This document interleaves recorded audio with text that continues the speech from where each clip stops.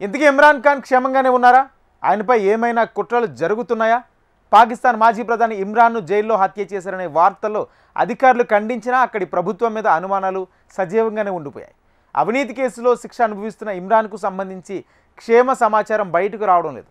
Jail అధికారులు ఆయన కుటుంబ సభ్యులను కలుసుకునేందుకు సైతం అనుమతించడం లేదు. దీంతో ఆయన పార్టీ తెహ్రీకే ఇన్సాఫ్ శ్రేణులు తీవ్ర ఆందోళనలో ఉన్నాయి. ప్రధాని షెహబాజ్ షరీఫ్, ఆర్మీ చీఫ్ ఆసిమ్ మునీర్ల మీద అనుమానాలు వ్యక్తమవుతున్నాయి. పాకిస్తాన్తో పాటు ప్రపంచవ్యాప్తంగా ఈ వార్త ఒక్కసారిగా గుప్పుమంది. అల్ ఖదీర్ ట్రస్ట్ భూ అవినీతి కేసులో జైలు శిక్ష అనుభవిస్తున్న మాజీ ప్రధాని ఇమ్రాన్ ఖాన్ 2023 ఆగస్టు నుంచి రావుల్పిండిలోని అడియాలా జైల్లో ఉన్నారు. ఆయన జైల్లోనే మరణించారంటూ సోషల్ మీడియా ద్వారా వదంతులు వ్యాపించాయి.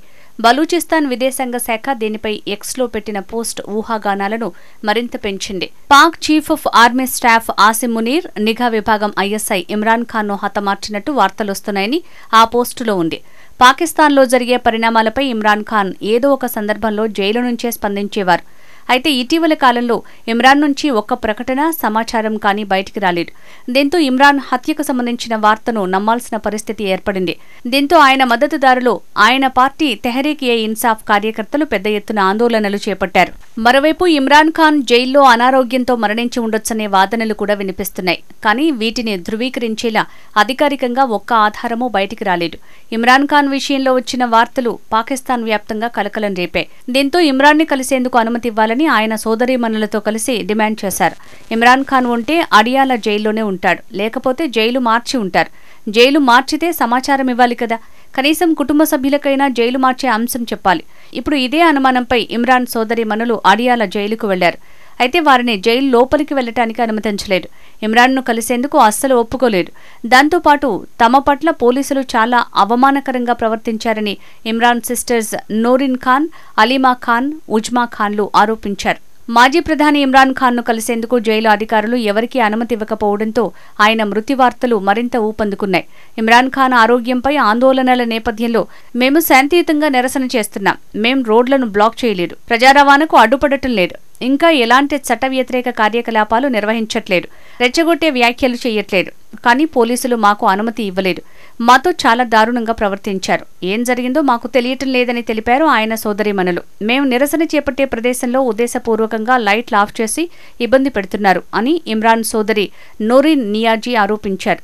ఈ క్రమంలో పోలీసులు తమపై విచక్షణారహితంగా ప్రవర్తించారని ఆరోపించారు. నిరసనలకు సంబంధించినవిగా పేర్కొంటూ పలు వీడియోలు, ఫోటోలు సోషల్ మీడియాలో వైరల్ అయ్యాయి. ఈ నేపథ్యంలో ఇమ్రాన్ ఖాన్ క్షేమంగా ఉన్నారని జైలు అధికారులు ఓ ప్రకటనలో తెలిపారు.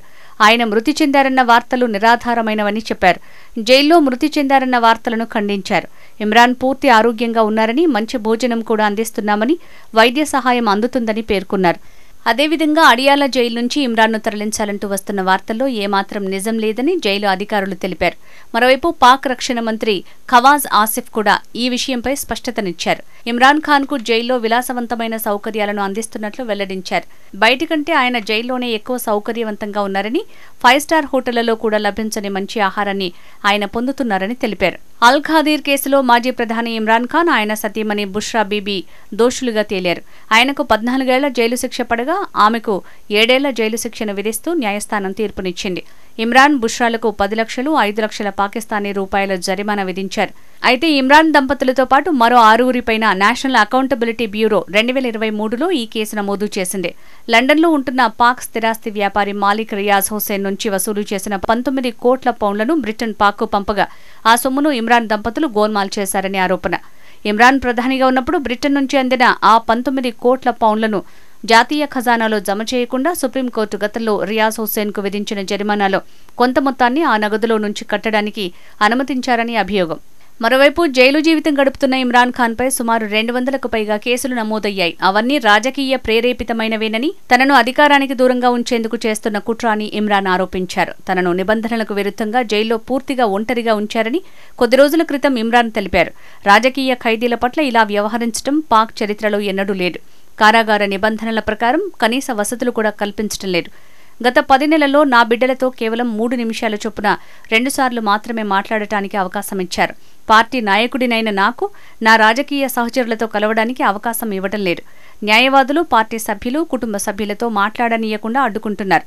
ఈ విధంగా నా ప్రాథమిక చట్టపరమైన హక్కులను వారు హరిస్తున్నారు అని ఇమ్రాన్ ఖాన్ వాపోయారు. మరోవైపు పాకిస్తాన్ ఆర్మీ చీఫ్ ఆసిమ్ మునీర్ సైనిక బలంతో దేశంలోని వ్యవస్థలన్నింటినీ నాశనం చేస్తున్నాడని ఇమ్రాన్ ఖాన్ విమర్శించారు.